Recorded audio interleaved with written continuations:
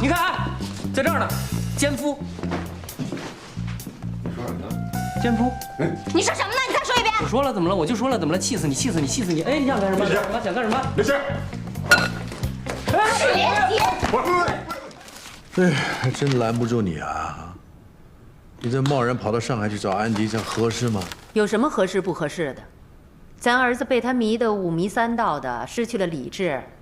我不帮他查个清楚，谁管他呀？咱儿子，你说他高富帅这个条件啊，到现在也没给咱们惹麻烦。你说他做事是不是有分寸啊？你瞎操什么心啊你？男人被美色迷惑，毫无智商可言。哦。安迪说今天有个同行聚会，正好我去看个清楚。这种聚会我见多了。一群大佬中间夹着个浓妆艳抹的小妖精，说是聚会，其实不堪入目。看女人，不要看她在你面前的样子，要看她在你背后的模样。是真是假，一看即知。走了。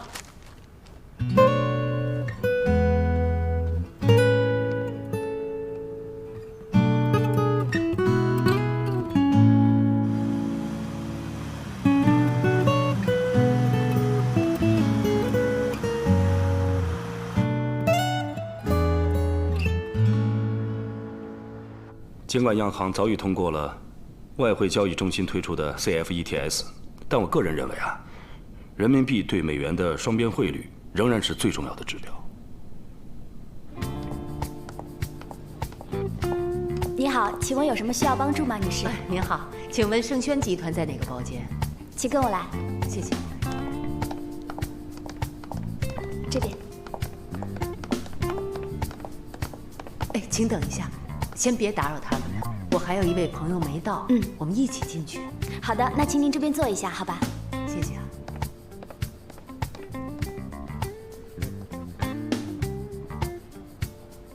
但是我认为现在更多的还是应该发展外汇市场。人民币的汇率虽然会呈现更多的双向波动，但是不会大幅度的贬值。而且在进一步消除人民币在岸和离岸的一个汇差之后 ，SDR 的机制的运作也会越来越完善。加上英国退欧后的影响，我认为人民币跃升为世界第2大货币只是时间问题。我赞同何总的看法。就目前的局面，人民币未来会更加的坚挺。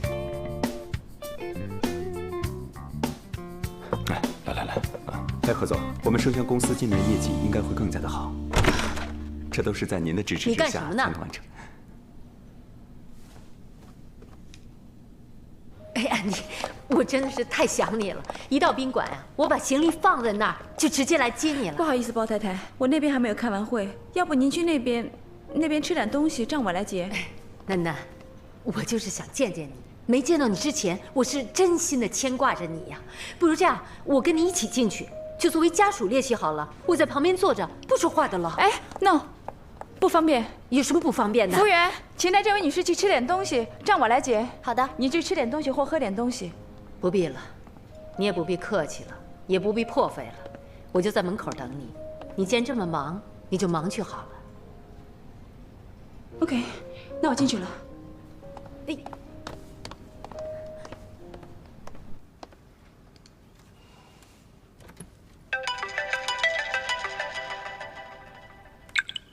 妈，儿子，我现在在上海来看安迪。这是什么时候的事儿啊？我怎么不知道啊？你要是知道了，我还能来得了吗？我是到上海专程来看他，他根本就不当回事儿。哎呀，由此可见，你在他的眼里有多么的不重要。妈，您真是太会聊天了，没有我在，也没有合适的理由。你去干嘛去？您下次想见安迪，您能不能好歹跟我说一声？就这么贸然的过去，搁谁心里头也不舒服啊！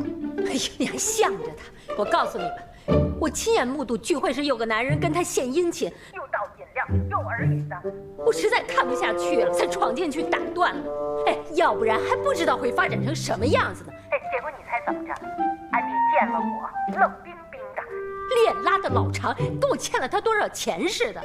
我说我算是长辈吧，陪他一起进您坐坐。他说不方便，让我在包厢外面等他。儿子，你说说，这世上哪有这样的道理呀？这个安迪怎么一点家教都没有啊？连最基本的尊重长辈他都不懂。小老太太，哎，人家是公务聚会，正式场合，您冒冒失失的闯过去，安迪肯定没有准备，肯定措手不及。您这么做不合适。妈，我到现在还加着班呢，您能不能心疼心疼您儿子，让我把手里的活赶紧干完了，回家睡个好觉？咱有什么事能不能回家好好说？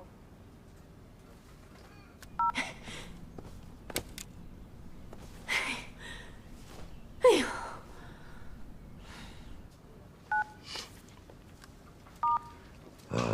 主任，您要是忙完了，能不能给我打个电话？想你。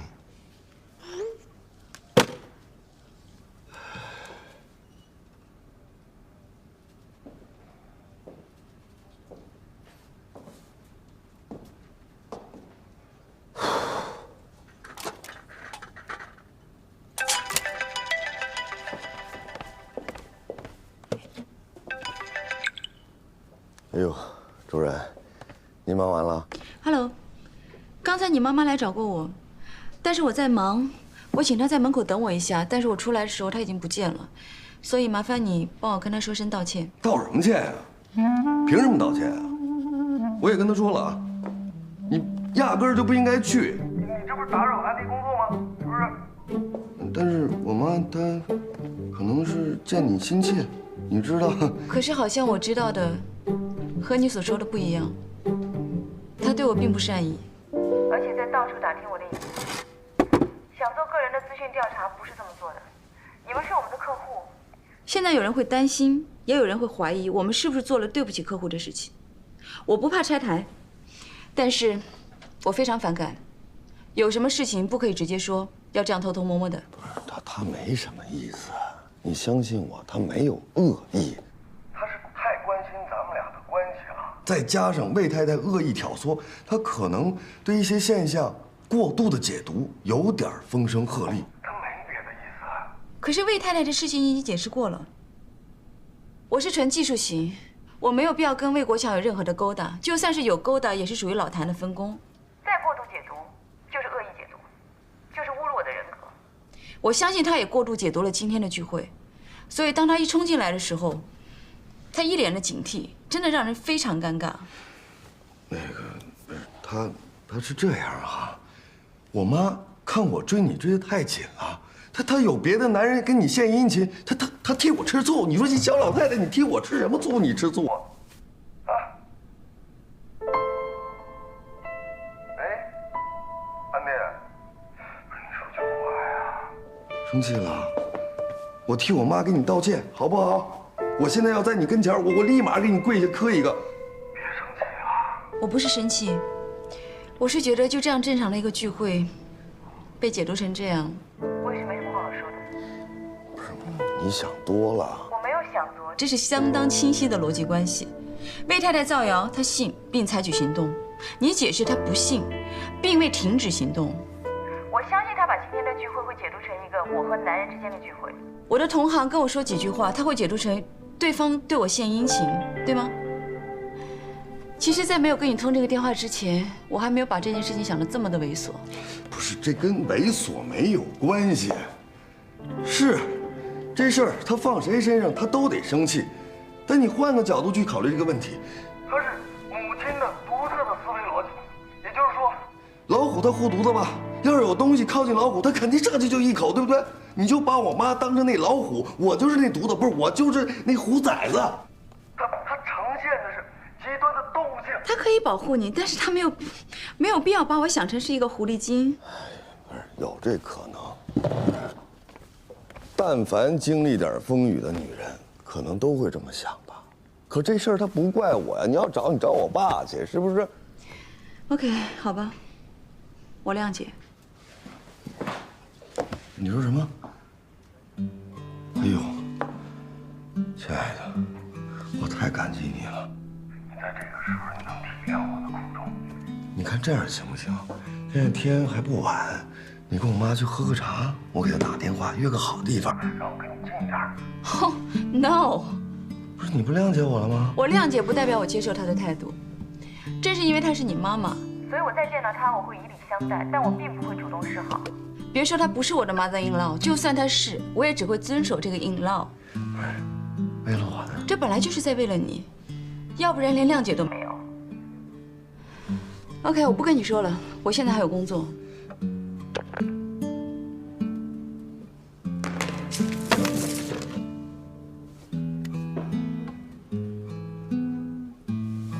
包一凡没想到，安迪的反弹如此激烈，如此不留情面。他觉得自己像蜂箱里的老鼠，两头受气。但这两个人都是他生命中最重要的女人，以后更得是一家人。他不能让两人继续斗气下去。说到底，矛盾完全是妈妈惹出来的。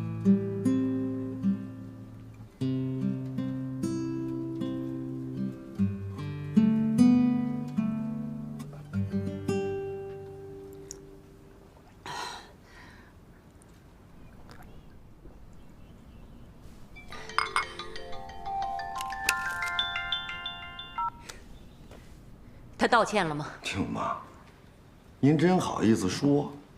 人凭什么道歉呀？我早跟您说了，别打听，别打听，您偏打听，你打听就打听了吧，尾巴露出来了，败露了，你弄得沸沸扬扬的。人家安迪也是有头有脸的人，你自己家人出面诋毁人家，你让人怎么想？凭什么道歉？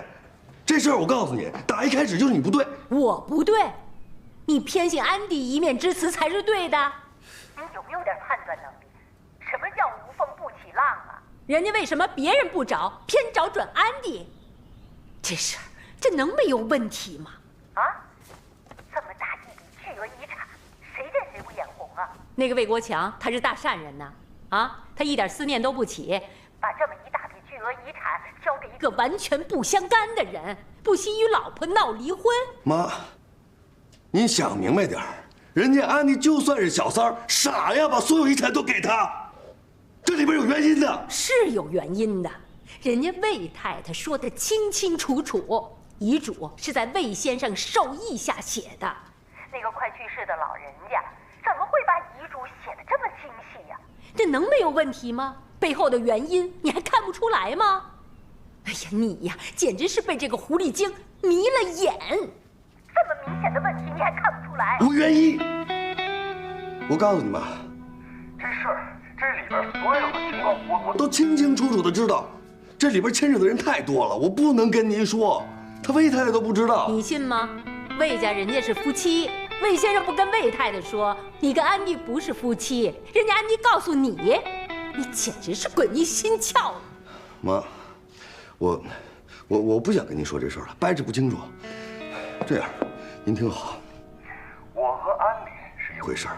我和您和这家是一回事儿，两码事不能交叉。我现在就跟个夹心饼干似的，我两边受挤兑。宝宝，好儿子，你别说气话呀。我不是为难你，我是看人家骗你，我不能袖手旁观吧？不是谁骗我呀？他骗我干嘛呀？不是妈，我是您儿子，您不听我的，您非得听一个什么乱七八糟的魏太太，您看不出来吗？他现在已经丧心病狂，他非要把这水给搅浑了。妈，这事儿早晚会水落石出，尘埃落定之前，您别再去见安迪了，就算帮我一忙，好不好？怎么，他不愿意当面跟我解释？我是长辈吧，是你妈吧？懂事的女孩子都应该知道怎么做的，不会为难你呀。哟妈，哎，您还真自以为是啊！您要知道。是我追的安迪，我日思夜想，我苦苦追求的安迪，我把他追到手了，您想怎么的？您不就惦记您那点家产吗？行，我不要了，这公司我不管了，行不行？我告诉你妈，安迪是一个干干净净、简简单单的女孩，我跟她在一起纯粹为的是感情。她跟你讲感情，就应该尊重我，对吧？哎呦妈，你让人家尊重你，你尊重人家了吗？啊，一口一个狐狸精的。再说了，人家自己妈都找不着在哪儿呢，你现在跑出当妈来了。我再跟你说妈，安迪从小在国外长大，他的思维逻辑都是西式的。人家愿意搭理你，跟你说句话；不愿意搭理你，一句话都不跟你说，怎么的？还有，安迪，我以后一定会娶回家门的。你自己想想，以后她成了你儿媳妇，你怎么相处吧？你支持他扔掉你老妈？我扔掉谁呀？您是物件啊！我都跟您说了，大不了您儿子辛苦点，两边跑，谁都不冷落。可您二位呢？谁都不依不饶的，我能怎么的？完了完了，我儿子彻底让狐狸精给祸害了。要是这样下去，那还了得！不行，我不能就这样离开。要是我这样离开了，那个狐狸精不就大获全胜了吗？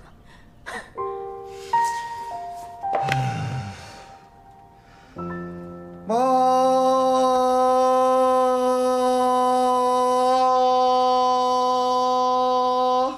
啊，包总，这是。哥，包总，您这是？我没事儿。不是，喂。这是刚到的文件。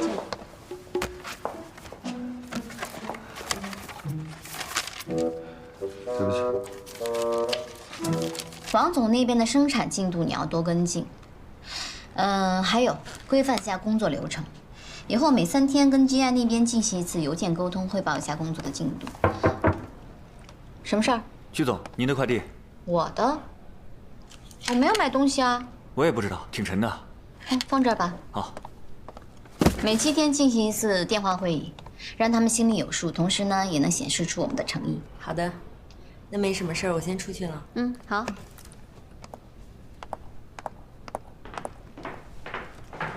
什么东西？这么重？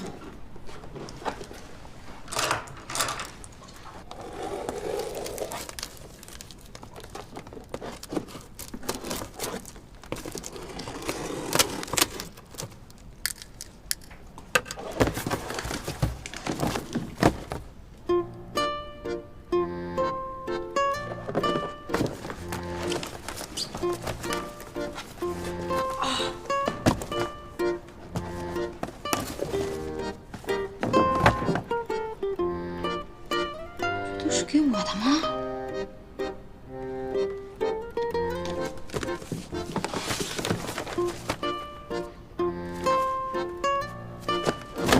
哇塞，太夸张了吧！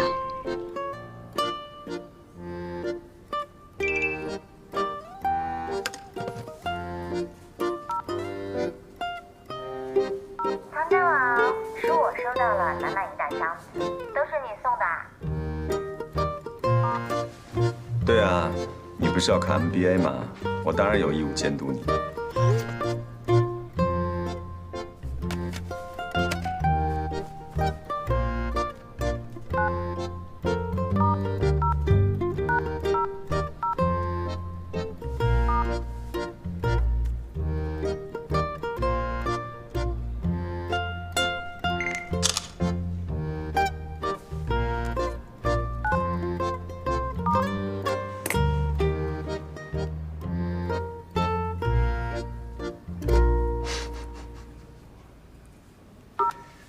哎呀，最萌身高差哦，加油！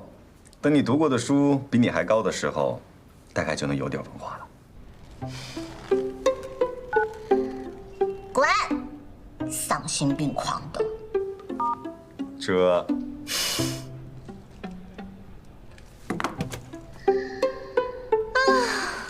黄。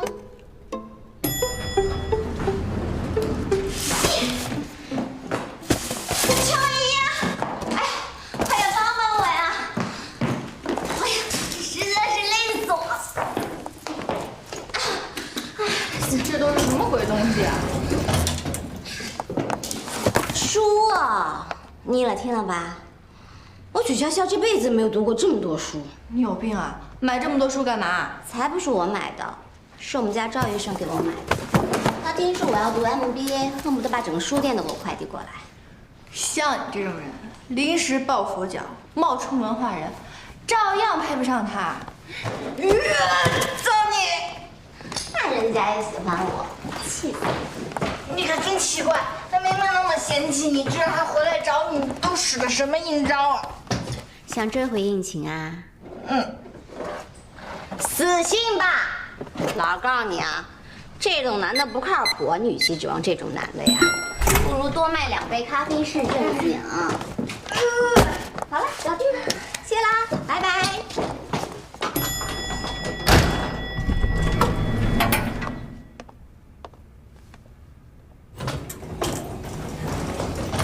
莹莹，你怎么站这儿了？关关，我是不是特别不招人喜欢？怎么了？又是小曲？你又不是不知道他什么性格啊！来，给我。关，你说小曲她这么嚣张，这么不学无术，为什么还能找到赵医生这样的？我只不过受了1次骗，上了1次当。为什么我的小应勤就不要我？滚！ OK， 那没问题了，今天到这吧。这个周末大家好好休息一下，都不用加班了。忙了1个多月，终于可以休息2天了。也别太放松，后面压力更大。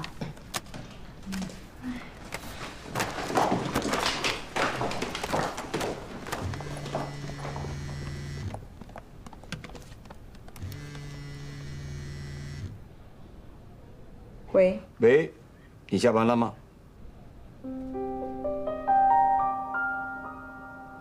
如果有时间的话，过来办一下交接吧。在哪？在你继承的别墅，因为东西都放在这儿了。你有时间吗？我刚下班，我可以过来。好吧。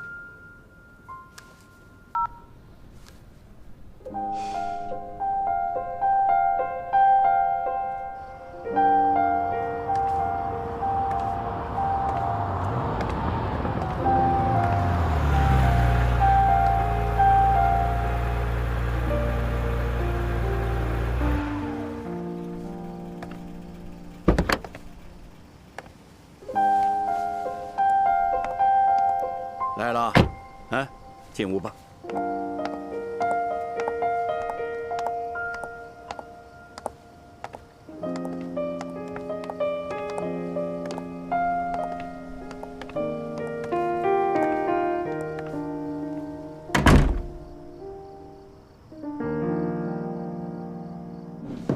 这些家当都是你外公留下来的，价值连城。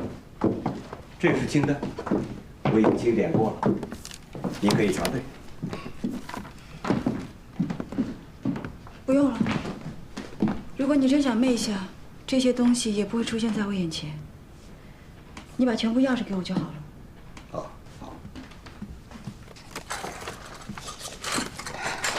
这是钥匙。这个袋里呢是已经办理好的户主转移手续的各种文件，其他的东西呢？ 我会陆续的快递给你。我建议你啊，还是要把这些东西呢存到银行的保险柜里。那些大的物件，你先找个地方妥善的保管起来。行，我给你介绍介绍吧。就从它开始。这是青玉的貔貅，你对它不熟悉也很正常，因为你从小是在国外长大的。 貔貅是传说中的上古神兽，貔貅的造型有多种，我估计在很长一段时间里，你很难找到跟这个造型一样的貔貅。还有这个如玉，这都是上品。这可是货真价实的6眼天珠。我原来对这些嘛，一点也不懂。你外公从小生长在富贵家庭，他懂，是他带我入的门。 还有，这个是大明宣德炉，这上面陈年的污垢呢是宝浆，这说明呢。不用跟我说这些，我不想听。你还有什么事吗？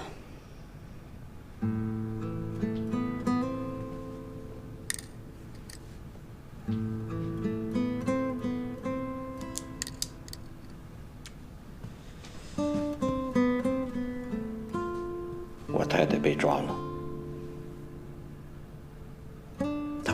来骚扰你了。他很笨。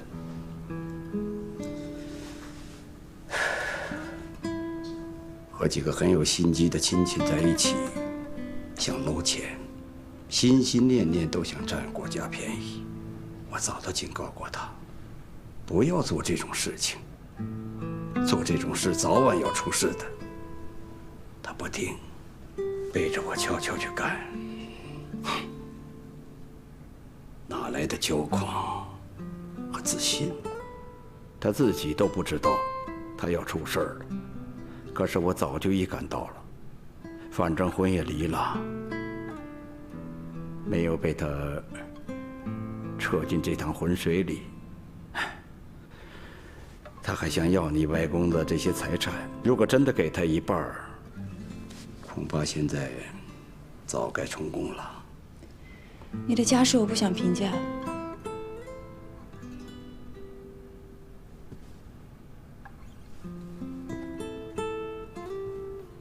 我很冷漠吗？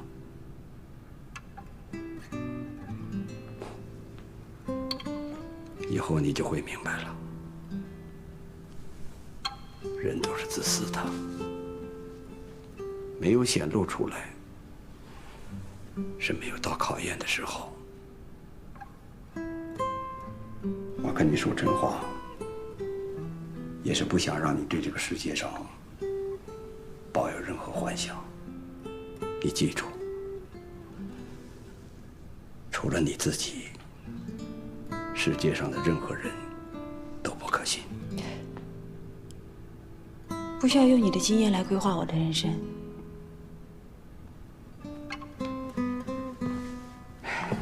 行了，这些物件你也一一过目了，看过了。如果没有什么问题，来，签字确认吧。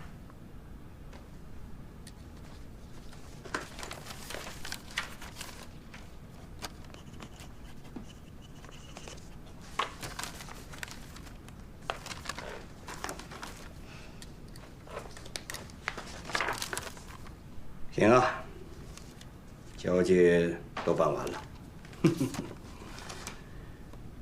我先走了。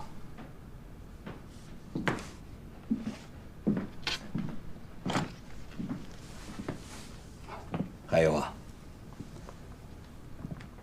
我查了一下包家，他们家资产状况没问题，扩张也很稳健，只是听说呢，创业者夫妇非常精明，格局不大。我怕你吃亏，包家的第二代能够追上你，这是他们的福气。你的心里要有底气。与你无关。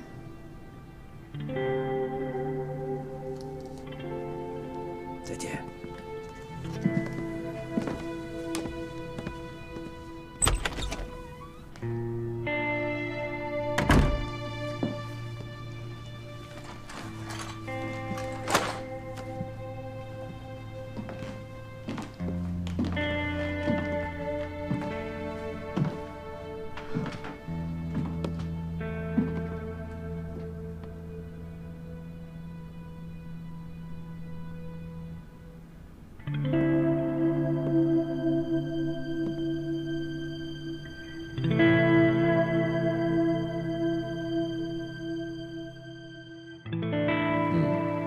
那这么看来，昨天的交接还比较顺利，挺顺利的。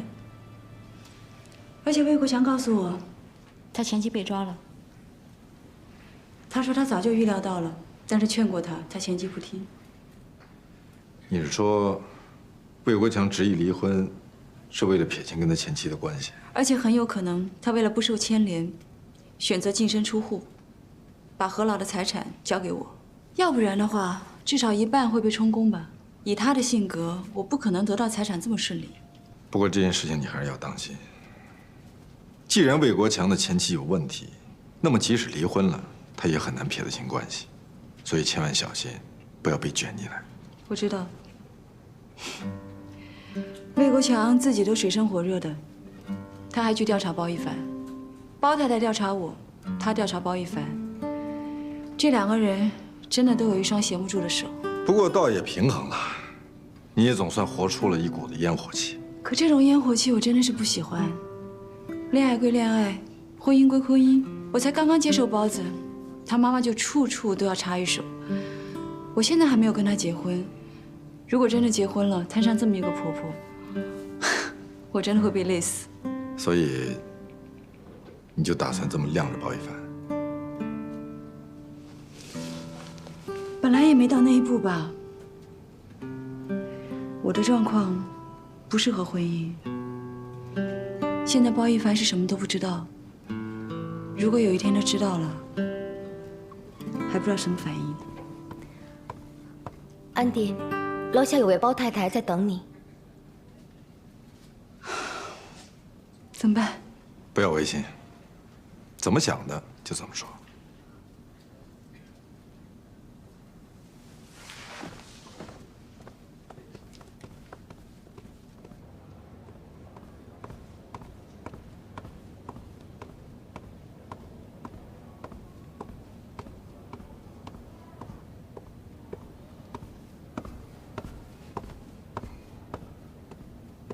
哟，安迪，下班了吗？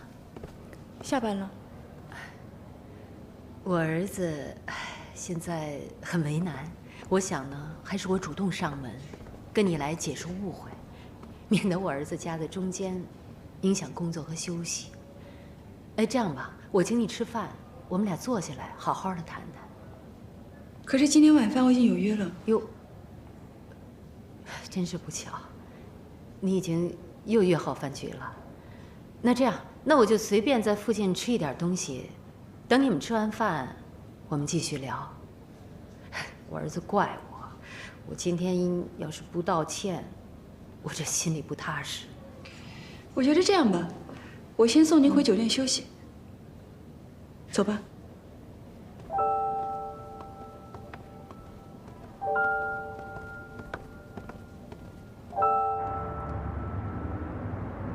楠楠啊，我们两个，一个是中国传统思想，一个是西方年轻人的思想。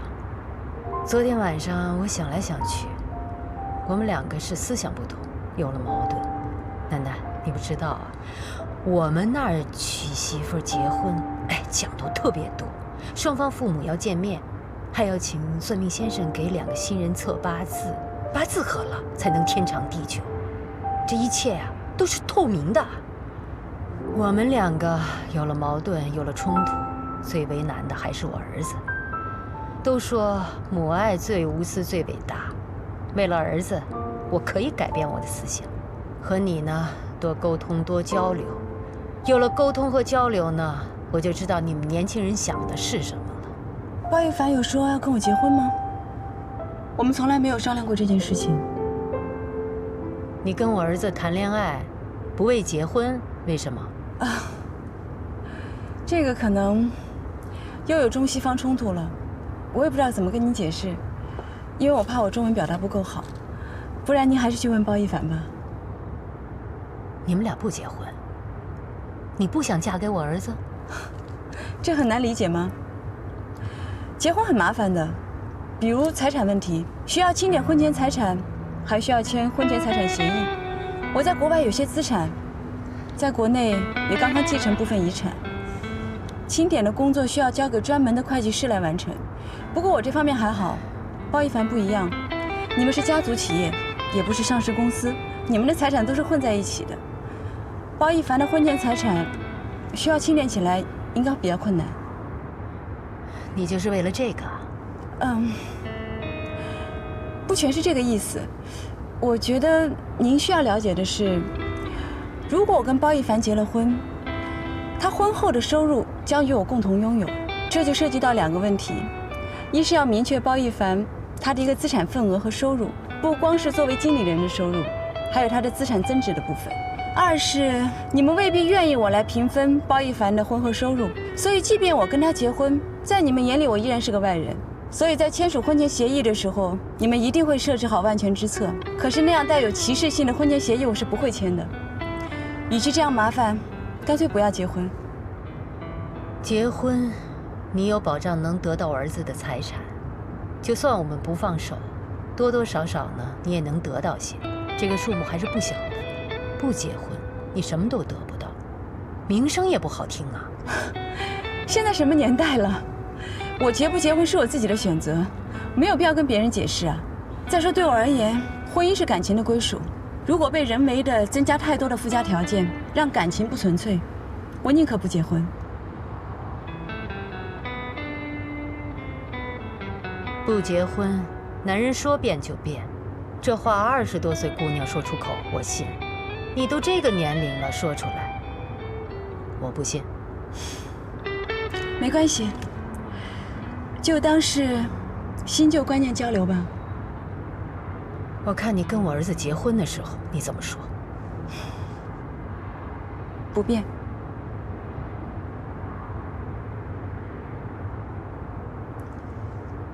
是这家酒店吗？好像到了。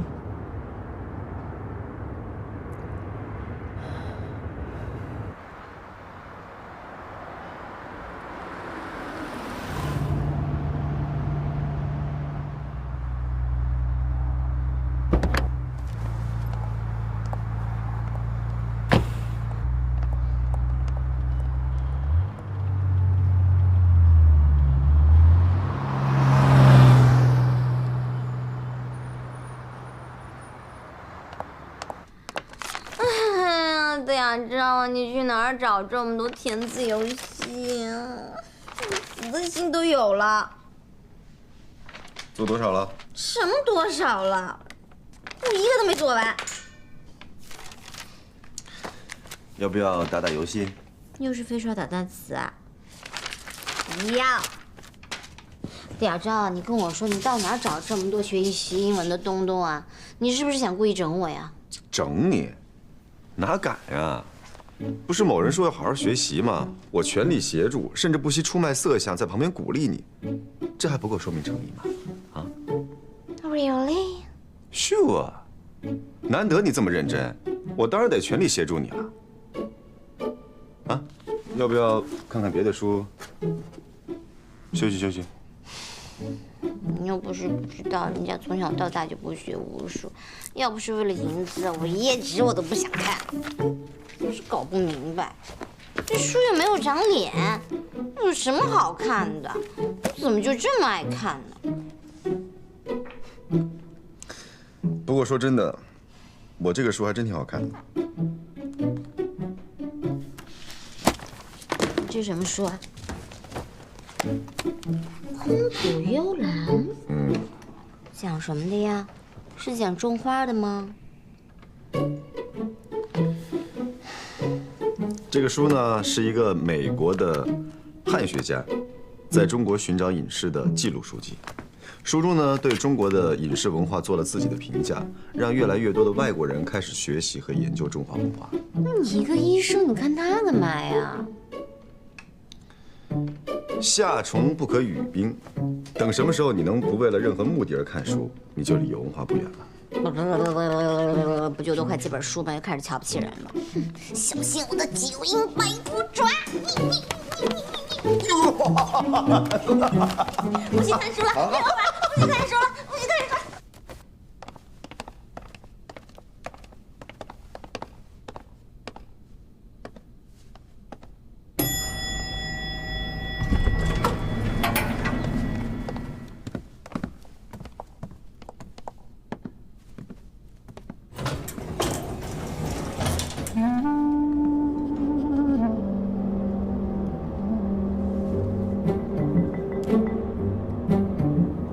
小曲，我在电梯里碰见你爸了，准备接驾吧。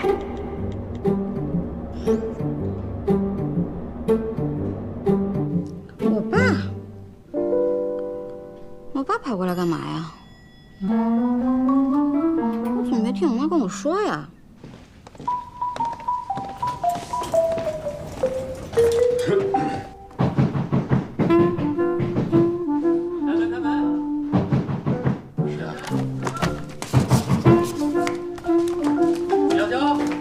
开门！我哥，这倒霉蛋怎么来了？许潇潇，你敲门这么大声干什么？吓着你妹妹怎么办？爸，你可得了吧，就他那混世魔王那样，他能怕这个？你是什么呢？许小娇，小曲好像跟他爸吵架了。许小娇，开门开门！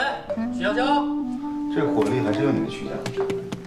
我们一个电梯上来的，他爸还带了另外一个男的，气氛挺奇怪的，面色凝重，杀气腾腾，不像是来看女儿，倒像是黑社会来讨债的。许小娇，开门！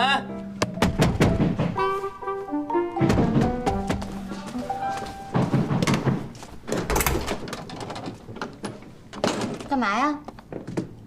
起开起开起开！干嘛呀，曲元奇？哎，爸，你看啊，在这儿呢，奸夫。你说什么呢？奸夫。你说什么呢？你再说一遍。我说了怎么了？我就说了怎么了？气死你！气死你！气死你！哎，你想干什么？想干什么？没事。曲元奇，小手，小手，刚跑的我是还捉奸，你打不着我。你